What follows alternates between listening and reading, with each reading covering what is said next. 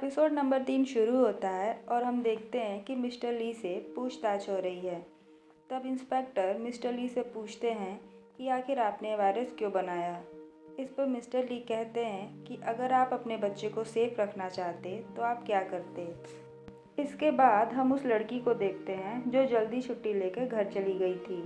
Actually में ये लड़की प्रेग्नेंट थी और उसने वॉशरूम में एक बच्चे को जन्म दिया था। ये लड़की उस बच्चे को वॉशरूम में ही छोड़कर चली जाती है और जैसे ही वो बाहर आती है वो बाहर के माहौल को देख के चौंक जाती है। इधर मिस्टर ली बताते हैं कि वायरस ऐसा है जो दूसरे सेल से लड़ने की कोशिश करता है। दूसरी तरफ हम देखते हैं कि एपिसोड नंबर 2 के एंडिंग में जब सान ज़ॉम्बी के साथ नीचे गिरता है, उसके आगे एपिसोड 3 में दिखाया जाता है कि सोयुक तभी देखता है कि सान का पैर एक ज़ॉम्बी ने पकड़ रखा है और सान विंडो से लटका हुआ है। सोयुक सान से कहता है कि उसे मार के नीचे गिराओ, लेकिन सान ऐसा कर नहीं पाता। तब सोयुक सान की मदद करने के लिए कूद जाता है, जिससे दोनों ही बच जाते हैं। यहीं हम दूसरी तरफ देखते हैं कि वो लड़की जा रही है और सड़क पर ज़ॉम्बी को देख ही रही होती कि तभी कार से उसका एक्सीडेंट हो जाता है और वहाँ लोग जुट जाते हैं और वो वीडियो बनाने लगते हैं। फिर स्कूल का सीन दिखाया जाता है जहाँ पे वो बच्चे कंप्यूटर देखते हैं और सोचते हैं कि कंप्यूटर है तो इंटरनेट भी होगा ही, इससे हम हेल्प ले सकते हैं। और तभी उन्हें पता चलता है कि पूरे शहर का यही हाल है। तभी देखते ही देखते विंडो से वाटर पाइप के सहारे एक ज़ॉम्बी वहाँ आ जाता है। तभी सान उसे मारने के लिए जाता है और एक स्टिक उठा के उसे मारने लगता है, लेकिन वो नीचे नहीं गिर रहा होता है। तभी सान का फ्रेंड उसे सीपीयू से मारता है और वो नीचे गिर जाता है। वहीं हम देखते हैं कि एक पिंक स्वेटर वाली लड़की है जिसको लगता है कि सान का फ्रेंड इन्फेक्टेड है क्योंकि उसके नाक से खून निकल रहा था। वहीं हम ओंजू के फादर को देखते हैं जो एक इमरजेंसी सर्विस के लिए एक पॉलिटिकल इवेंट में पहुंचे हुए हैं। यहाँ एक आदमी इन्फेक्टेड था। वहाँ के लोग ओंजू के फादर को सब कुछ बताते हैं। तभी एक लेडी वहाँ आती है और वो कहती है कि आप लोगों ने ये बताया है कि मैं भी यहाँ पे हूँ। मतलब उसकी बातों से ऐसा लग रहा था कि वो किसी बड़े पोस्ट पे है और वो उनसे इन्फॉर्मेशन भिजवाती है कि जल्दी से हेलीकॉप्टर भेजो और उन्हें वहाँ से ले जाओ। इधर स्कूल में सभी बच्चे सान के फ्रेंड के ऊपर शक करते हैं और वो सभी को समझाता है कि ये बस एक खरोच है, इसे किसी ने नहीं काटा। लेकिन वो लड़की नहीं मानती। तब सान का फ्रेंड कहता है कि वो अकेला ही अंदर जाके बैठ जाएगा और वो गुस्से में अंदर जाके कमरे को बंद कर लेता है और कहता है कि मैं 1 घंटे तक बाहर नहीं आऊँगा, तब तो तुम लोग मान जाओगे ना। इस पर टीचर कहती हैं कि अगर ये इन्फेक्टेड नहीं हुआ तो तुम्हें उससे माफ़ी मांगनी होगी। उस टाइम पे वो पिंक स्वेटर वाली लड़की कहती है कि ठीक है, मैं उससे माफ़ी मांग लूँगी।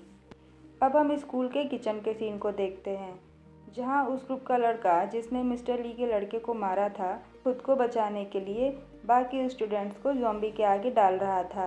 ऐसा लग रहा था जैसे मानो वो सबको मार रहा है। इधर क्लासरूम में सारे बच्चे डिस्कस कर रहे होते हैं कि आखिर ये सब चल क्या रहा है। इस पर टीचर उन्हें समझाती हैं कि तुम लोग परेशान मत हो, सब कुछ ठीक हो जाएगा। तब ईसान ओंजू से पूछता है कि तुम ठीक हो ना। तब उसे पता चलता है कि ओंजू अपनी फ्रेंड को बहुत याद कर रही थी जो कि एपिसोड 2 में ज़ॉम्बी बन गई थी। इधर अब सान के पेरेंट्स को दिखाया जाता है। सान की माँ न्यूज़ देखती है, तब उन्हें पता चलता है कि वायरस धीरे धीरे पूरे शहर में फैल गया है और लोग उससे इन्फेक्ट हो रहे हैं और साथ ही साथ स्कूलों को भी खाली कराया जा रहा है। ये सुनकर सान की माँ तुरंत बाहर निकल जाती है। इधर ओंजू के फादर को डॉक्टर का कॉल आता है जो उन्हें बताते हैं कि अगर इन्फेक्टेड इंसान दूसरे इंसान को काटेगा तो वो भी इन्फेक्टेड हो जाएगा। ये सुनकर ओंजू के फादर अपनी रेस्क्यू टीम की ओर देखते हैं जहां एक मेंबर पहले से ही इन्फेक्टेड था और वो ज़ॉम्बी बन चुका था। फिर सब लोग उसे मिलकर बांध देते हैं। ये करते हुए उन्हें बहुत दुख हो रहा था। वहीं दूसरी तरफ हम देखते हैं कि शहर में सिक्योरिटी बढ़ा दी गई है, खास करके स्कूलों के बाहर। और वहाँ सान की मॉम अंदर जाने की कोशिश करती है पर उन्हें कोई जाने नहीं देता। फिर वो दूसरे रास्तों से होकर जाने की कोशिश करने लगती हैं, लेकिन हर रास्ते पे उन्हें ज़ॉम्बी ही मिलते हैं। फिर सीन वॉशरूम की तरफ शिफ्ट होता है जहाँ पे 2 स्टूडेंट और 2 प्लेयर स्टूडेंट रहते हैं। हम देखते हैं कि मीजन सीनियर स्टूडेंट है जो जूनियर से अच्छे से बात नहीं करती। इस पे वो लोग बहस कर लेते हैं और ये लोग सोच रहे होते हैं कि इन्हें बाहर जाना चाहिए कि नहीं। वहीं दूसरी तरफ हम देखते हैं कि सान अपने दोस्त से कहता है कि आधा घंटा हो गया है भाई, अब बाहर आ जा। लेकिन सान का दोस्त कहता है कि वो 1 घंटा पूरे होने के बाद ही वापस आएगा, नहीं तो सब उसे फिर से इन्फेक्टेड बोलेंगे। ये सुनकर सान की टीचर उसे बुलाने जाती है, लेकिन वो फिर भी नहीं आता। तब टीचर उस पिंक स्वेटर वाली लड़की से कहती है कि तुम्हें अंदर जाना होगा और उससे माफ़ी मांगनी होगी। लेकिन उस लड़की के दिमाग में तो कुछ और ही चल रहा था। उसने उस स्टिक पे लगे ब्लड को अपनी हैंकी से साफ किया, जिससे सान ने उस जॉम्बी को मारा था, और उस हैंकी पे लगे ब्लड को सान के दोस्त के ब्लड से मिला दिया। और सब सोच रहे थे कि वो उसकी चोट साफ कर रही है, पर ऐसा नहीं था। और वो वापस से उससे झगड़ा करके बाहर आ जाती है और कहती है कि ये अभी भी इन्फेक्टेड है। सब उस लड़की से कुछ न कुछ कह रहे होते हैं कि तभी हम देखते हैं कि वो लड़का अब ज़ॉम्बी बनने लगता है। वहीं दूसरी तरफ हम मिस्टर ली का वीडियो देखते हैं, जहां वो बता रहे हैं कि 26वें दिन के अंदर उन्हें रोज़ नई नई बातों का पता चलता है। जहां वो बताते हैं कि अगर किसी का ब्लड भी दूसरे ब्लड के सेल पर अटैक करता है तो पहले तो उस सेल से लड़ने की कोशिश करता है, लेकिन फिर उसके बाद पूरी बॉडी इन्फेक्टेड हो जाती है। यहाँ सान का फ्रेंड कहता है कि मैं इन्फेक्टेड नहीं हूँ, लेकिन अब सब उससे डरने लगे थे। अब सान का दोस्त अपने आप को कमरे में बंद करने की कोशिश करता है और वो कहता है कि तुम लोग मेरे दोस्त हो, मैं तुम लोग को कुछ नहीं करूँगा। लेकिन तभी वो अचानक ज़ॉम्बी बनने लगता है और सब पर अटैक कर देता है। ये सब देख के सान बहुत दुखी होता है, लेकिन तो भी वो विंडो से उस लड़के को नीचे गिरा देता है। अब हम यहाँ उस लड़की को देखते हैं जिसने एक बेबी को जन्म दिया था। ऐसे ज़ॉम्बी वाले माहौल को देख के वो अपना बेबी वापस ले आती है और हम देखते हैं कि उसके हाथ पर भी किसी ने काटा है और वो भी इन्फेक्टेड है। तब ये लड़की अपने बच्चे को एक सेफ प्लेस पर रखती है और उसे चेयर से घेर देती है और अपने हाथ पैर बांध देती है, ताकि वो अपने बच्चे को ज़ॉम्बी बनने के बाद कोई नुकसान न पहुंचाए। फिर हम देखते हैं कि वो ज़ॉम्बी बन जाती है। वहीं अब दूसरी तरफ हम देखते हैं कि जहां ओंजू के फादर हैं, पर कोई भी सर्विस नहीं मिलने के कारण वहां से अभी तक कोई बाहर नहीं निकल पाया है। इधर क्लासरूम में वो पिंक स्वेटर वाली लड़की बताती है कि अगर मैंने नहीं बताया होता तो तुम सब आज मर जाते। उसकी ये बात सुन के क्लास प्रेसिडेंट को गुस्सा आ जाता है और वो सबको बताती है कि उसने देखा कि उसने कैसे स्टिक पर लगे ब्लड को साफ किया और अंदर जाकर उस लड़के के ब्लड में मिला दिया। और क्लास प्रेसिडेंट उसे एक झापड़ भी मार देती है। तभी पिंक स्वेटर वाली लड़की कहती है कि मैंने ऐसा कुछ नहीं किया, और उस हैंकी को अपने घाव पर रखने का नाटक करने लगती है। तभी वहाँ बाकी लोगों को गुस्सा आने लगता है और उसे मारने लगते हैं। तब टीचर उनको शांत करवाती है और वो पिंक स्वेटर वाली लड़की रोने लगती है और कहती है कि मेरा कोई दोस्त नहीं। यह कह के वो वहाँ से बाहर निकल जाती है। इधर टीचर कहती हैं कि वो किसी को बाहर नहीं जाने देंगी और वो समझाती हैं कि उन्हें एक दूसरे को मारना नहीं है बल्कि बचाना है। और वो टीचर उस पिंक स्वेटर वाली लड़की को बचाने के लिए बाहर चली जाती हैं। यहीं पे एपिसोड नंबर 3 ख़त्म हो जाता है। एपिसोड नंबर 4 की शुरुआत होती है, जहां हमें दिखाया जाता है कि पूरा शहर एक ज़ॉम्बी शहर बन चुका है और ये न्यूज़ बाकी शहरों तक भी पहुंच चुकी है। और कुछ ब्लॉगर्स यहां ब्लॉग शूट करने के लिए आ गए हैं, क्योंकि उन लोग को मजाक लग रहा है और वो सब ज़ॉम्बी देखने आए हैं। तभी एक ब्लॉगर को हम देखते हैं जो पहाड़ों के रास्ते तक वहां पहुंच जाता है। फिर हम देखते हैं कि इस ब्लॉगर की हालत रात होने तक बहुत ज़्यादा ख़राब हो गई है, क्योंकि उसने अपनी आंखों से ज़ॉम्बियों को देखा था। वो लाइव वीडियो बना रहा होता है और उसके वीडियो पे बहुत फ़नी कमेंट आ रहे होते हैं, और जो लोग कमेंट कर रहे होते हैं उन्हें लगता है कि ये फेक वीडियो बना रहा है और वहाँ पे कोई ज़ॉम्बी नहीं है। वहीं दूसरी तरफ हम देखते हैं सान की माँ, जो कि अब स्कूल के पास ही पहुँच गई हैं, लेकिन अब वो वहाँ से भागने की कोशिश कर रही थी। यहाँ क्लासरूम में सब उदास हैं। सान और अंजू आपस में बात करते हैं कि दोनों ने ही अपने अपने दोस्तों को खो दिया है। यहाँ सान की मॉम स्कूल के गार्डन में पहुँच जाती हैं और सान के फ्रेंड को देखकर कहती हैं, अरे बेटा तुम यहाँ हो, सारे बच्चे कहाँ हैं और सान कहाँ है। इधर दूसरी तरफ सान कहता है कि मेरी फैमिली रेस्टोरेंट के अंदर सेफ होगी। उधर अंजू कहती है कि मेरे फादर तो मुझे ढूंढ रहे होंगे। और तभी हमें पता चलता है कि सान की मॉम के ऊपर ज़ॉम्बी अटैक हो चुका है। इधर क्लासरूम के सीन में दिखाया जाता है कि सब आपस में बात कर रहे हैं कि अभी तक किसी के चिल्लाने की आवाज़ नहीं आई है, ना तो टीचर की और ना उस लड़की की, मतलब कि दोनों ही अभी ज़िंदा हैं। इधर हम देखते हैं कि कुछ लोग उनके बाहर जाने से बहुत दुखी हैं, लेकिन आखिर में उन्हें लगने लगता है कि वो अपने से बाहर गए हैं, उन्हें किसी ने जाने के लिए नहीं कहा था। और वो कहते हैं कि अब तो रात हो गई है, अब हम भी बाहर नहीं जा सकते और हमें रात भर यहीं रुकना होगा। उधर हम छत का सीन देखते हैं, जहाँ वो दो स्टूडेंट अभी छत पर ही हैं और वो लड़का उस वीडियो के बारे में सोच रहा होता है और वो सोचता है कि उसकी ये वीडियो सुबह तक आउट होने वाली है।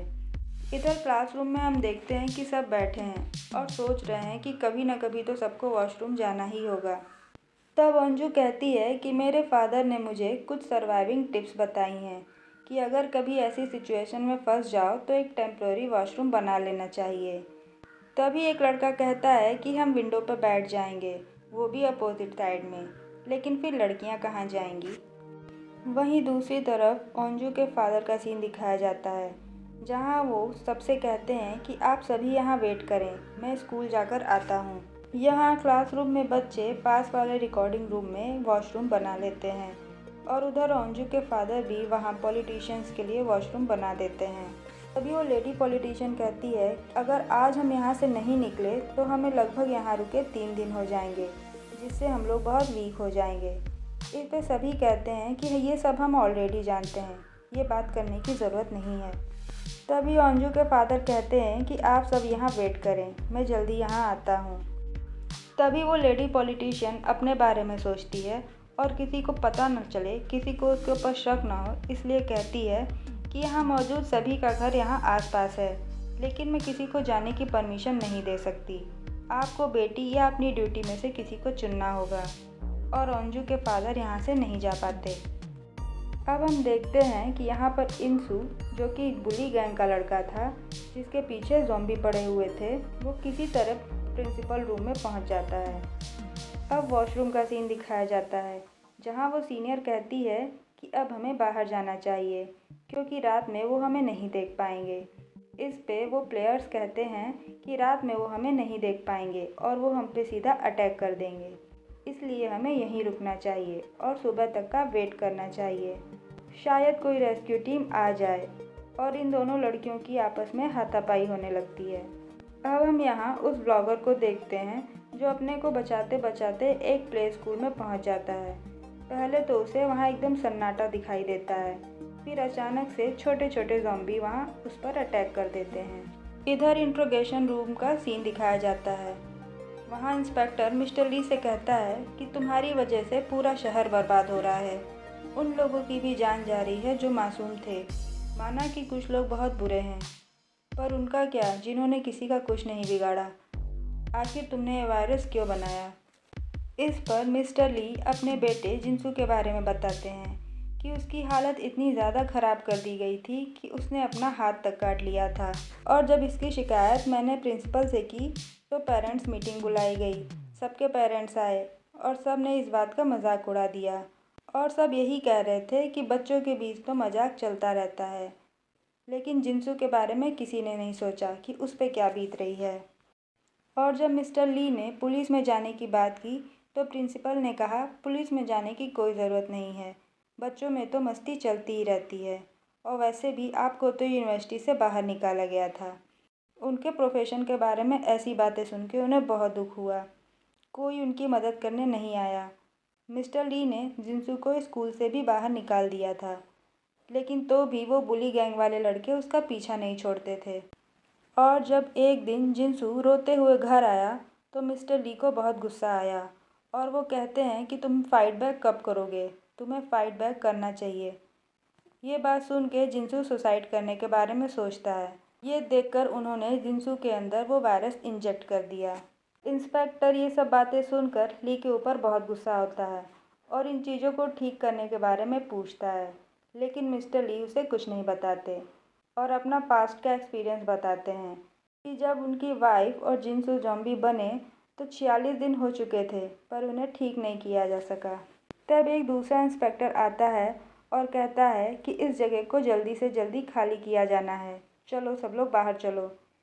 बाहर का माहौल देखकर मिस्टर ली हैं और हंसते हैं, लेकिन जब उन्हें रियलाइज़ होता है कि जिन्होंने उनके बेटे के साथ कुछ भी बुरा नहीं किया उनके साथ भी बुरा हो रहा है, तो मिस्टर ली सोच लेते हैं कि अब उन्हें अपनी गलती सुधारनी है और वो इंस्पेक्टर को बताते हैं कि तुम्हें एंटीडोट लेने के लिए मेरे स्कूल जाना होगा।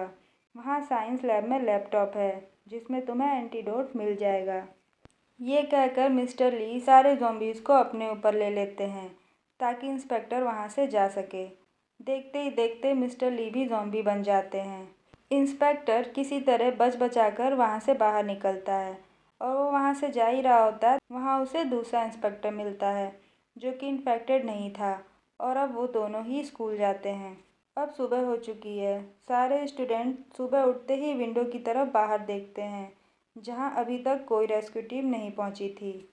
अब हम वॉशरूम का सीन देखते हैं जहाँ सीनियर मोहसिन कहती है कि अब हमें बाहर जाना चाहिए।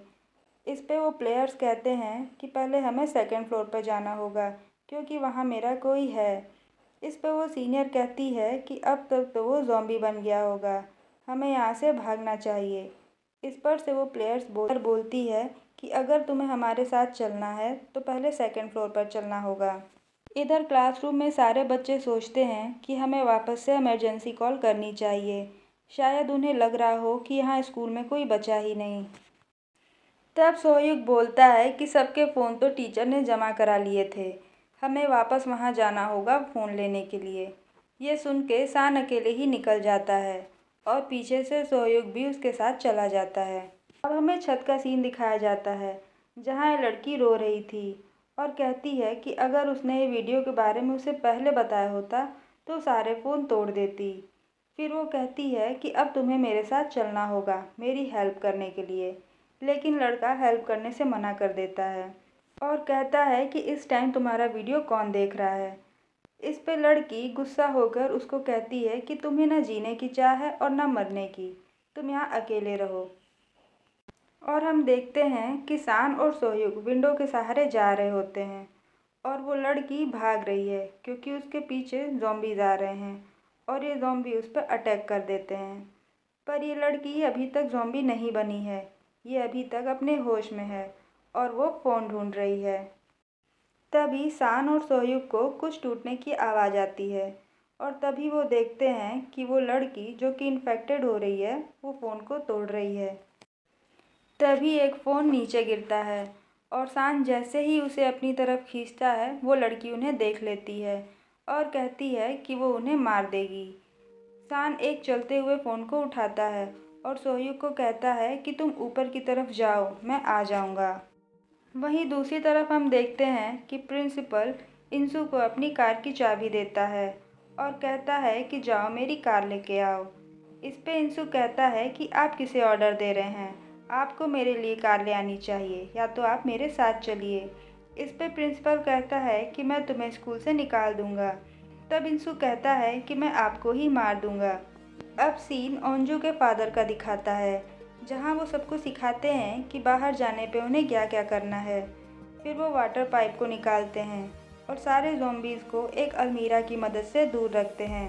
जैसे ही वाटर पाइप चालू होता है ओंजू के फादर ज़ॉम्बी को दूर रखने की कोशिश करने लगते हैं और एक सीढ़ी के रास्ते सभी छत पे जाने लगते हैं क्योंकि वहीं पे एक रेस्क्यू चॉपर आने वाला था।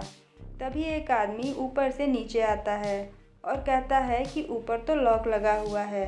तभी ओंजू के फादर के साथ जो रेस्क्यू टीम का मेंबर था वो ताला तोड़ने चला जाता है और ओंजू के फादर यहाँ अकेले बचते हैं। और हम देखते हैं कि वो रेस्क्यू टीम का मेंबर ऊपर जाकर ओंजू के फादर का वेट कर रहा होता है और तभी ओंजू के फादर अकेले ही वहाँ आ जाते हैं और वो लोग ऊपर पहुँचते हैं और रेस्क्यू टीम का चॉपर भी उन्हें देख लेता है। इधर सान के हाथ एक फ़ोन लग चुका था और वो भाग रहा था। तभी वो प्रिंसिपल रूम में पहुंच जाता है और प्रिंसिपल और इंसू का वीडियो बनाने लगता है और वो इंसू से कहता है कि तुम कब तक लोगों को ऐसे परेशान करते रहोगे, इस पे अंशु कहता है कि तू क्या करेगा। ये कहकर वो शान के सामने ही प्रिंसिपल को मार देता है। ये देख के शान बहुत डर जाता है और वो भागने लगता है।